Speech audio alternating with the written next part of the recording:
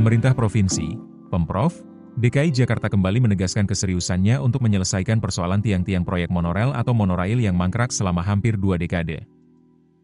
Dalam rencana terbaru, proses pembongkaran infrastruktur tak terpakai itu akan dimulai pada tahun 2026.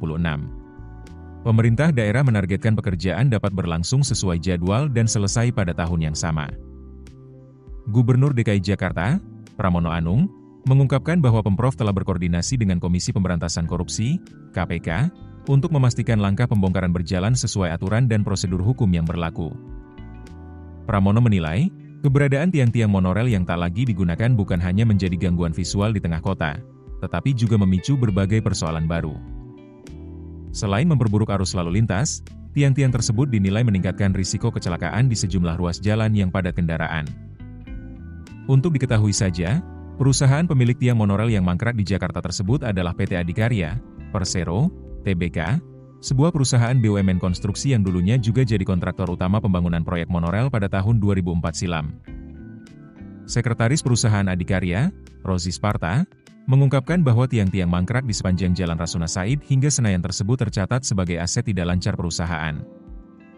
Aset tiang-tiang tersebut selama ini dimanfaatkan perusahaan sebagai media pemasangan iklan reklame. Sehingga bila nantinya dibongkar, perseroan harus menghapus tiang-tiang tersebut dari catatan aset dalam laporan keuangannya alias dilakukan impairment atau penurunan aset secara permanen.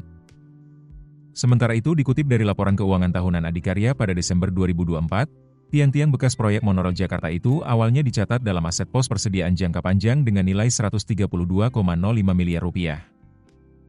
Namun demikian, nilai tersebut kemudian berangsur-angsur terus berkurang dengan adanya pencatatan penurunan nilai.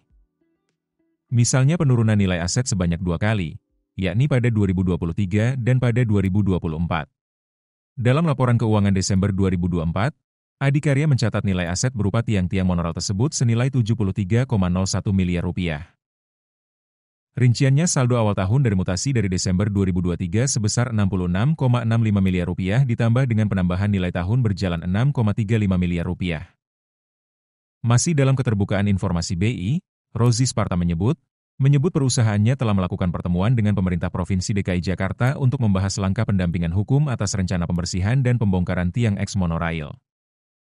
Untuk diketahui, proyek monorail Jakarta kerap disebut sebagai salah satu proyek transportasi publik paling panjang dan berliku dalam sejarah pembangunan ibu kota.